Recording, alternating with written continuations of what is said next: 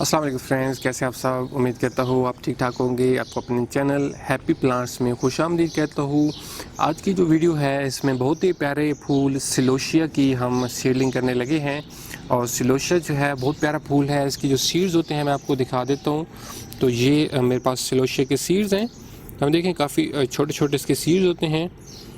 और इसको लगाने के लिए मैं ये पॉट यूज़ कर रहा हूँ। चौड़ा सा ये एक पॉट है और इस तरीके से अगर चौड़ा सा पॉट यूज़ किया जाए तो उसमें ज़्यादा सीडलिंग्स की जा सकती हैं और ज़्यादा सारी जो पनीरी है वो तैयार की जा सकती है।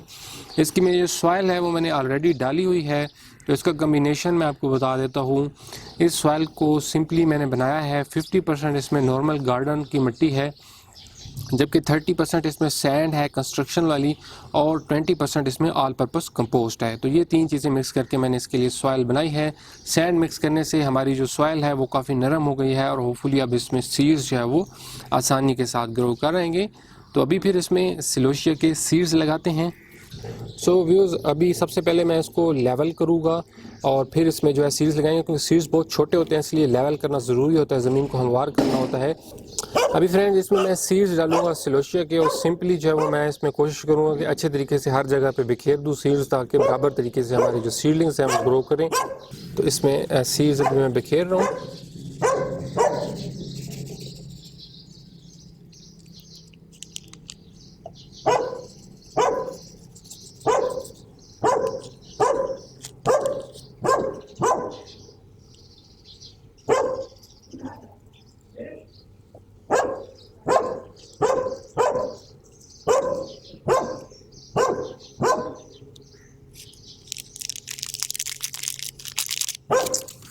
ऑलराइट, सो इसमें मैंने सीड्स डाल दी हैं। अब इनके ऊपर वही सेम कम्बिनेशंस जो पहले हमने बनाया हुआ है सॉइल का, उसी कम्बिनेशन की बनी हुई सॉइल थोड़ी थोड़ी ऊपर इसके डालेंगे।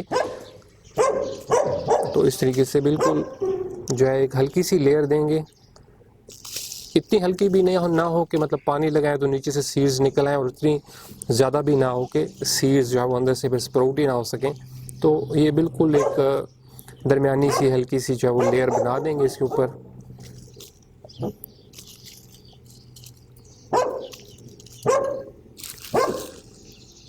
तो अभी इसके ऊपर दोबारा प्रेशर ज़्यादा अप्लाई नहीं करना, लेकिन थोड़ा सा कोशिश करना है कि हाथ से जगह को हमवार कर लें ताकि पानी लगाते हुए कोई मसला ना हो। और जी अभी हमारे जो सीड्स हैं वो सिलोशिया के लग चुके हैं।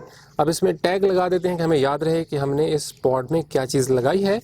और इसको आप लगाएंगे पानी, तो स्प्रेयर से पानी लगाना है या किसी भी चीज़ से पानी लगाएं तो एहतियात से लगाना है कि ज़्यादा जो है वो ऊपर से सॉइल हटे ना और नीचे से सीड्स जो है वो हिल ना जाएं। तो इसको सही अच्छे तरीके से मॉइस्ट करेंगे, और मॉइस्ट इसको ज़रूर रखना होता है, ड्राई नहीं होने देना होता। और फिर इसको रखेंगे अभी, क्योंकि दोपहर के टाइम पे धूप तेज़ होती है तो उसको दोपहर के टाइम पे ग्रीन हाउस नेट के शेड के नीचे रखेंगे। और फिर होपफुली जब इसमें से कुछ सीड्स स्प्राउट करते हैं तो मैं इसकी अपडेट जो है वो आपको दूंगा। तो इसको ऐसे शेड में रखना है कि जहाँ पे इसको रोशनी मिलती रहे, लेकिन ये डायरेक्ट सनलाइट इसको दोपहर के टाइम की खास कर ना मिले। सुबह और असर के टाइम की जो सूरज की रोशनी होती है वो बेशक डायरेक्ट इस पर पड़ती रहे तो भी कोई इशू नहीं होता। तो इसको मॉइस्ट बहुत अच्छे तरीके से करना है। सो होपफुली ये जब थोड़ा सा ग्रो करते हैं तो मैं वीडियो की जो अपडेट है वो इसकी इसमें शामिल करता हूँ।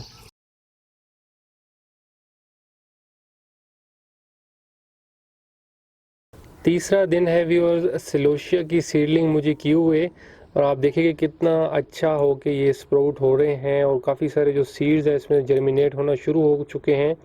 और अभी देखेंगे काफ़ी अच्छे और कितने प्यारे प्यारे इसके छोटे छोटे जो प्लांट्स हैं वो जर्मिनेट हो रहे हैं। और इसमें अच्छी बात यह है कि सारे के सारे गमले में ही फैल के जो है वो निकल रहे हैं, हर जगह पे इसके छोटे छोटे प्लांट्स निकल रहे हैं।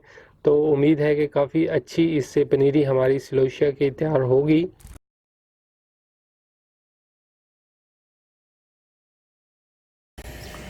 दसवां दिन है आज सिलोशिया की सीडलिंग को, और अब ये मेरी जो पनीरी इसमें है बहुत ज़्यादा घनी होके बहुत ज़्यादा प्लांट इसमें ग्रो किए हुए हैं। तो आज मैं इनमें से थोड़े से पतले करूँगा प्लांट, थोड़ी सी इसकी थिननिंग करूँगा ताकि पौधे जो है वो मुझे सेहतमंद किस्म की इसमें से पनीरी मिल जाए। तो सिंपली मैं कैंची की मदद से कुछ जो करीब करीब हैं एक दूसरे के उगे हुए इसमें से सारी पनीरी तो वो मैं निकालूँगा, और उसमें से ये है कि अच्छे अच्छे जो कुछ पौधे हैं वो रहने दूंगा।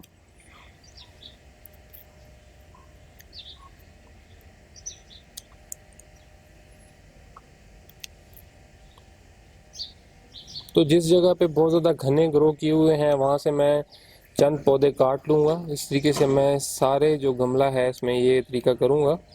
मैंने इसमें थिनिंग कर दी है फ्रेंड्स। काफ़ी सारे जो पौधे नज़दीक नज़दीक थे वो मैंने निकाल लिए पनीरी के, और अब उम्मीद है कि ये इसमें अच्छा ग्रो करेंगे।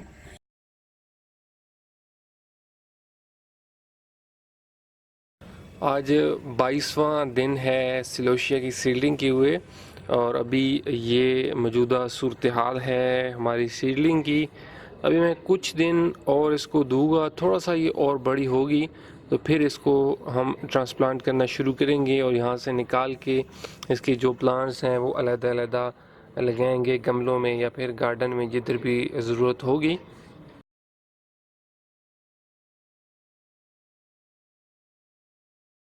आज 27वां दिन है व्यूअर्स हमें सिलोशिया की सीडलिंग किए हुए, और अभी आप इसकी मौजूदा सूरत हाल देख सकते हैं।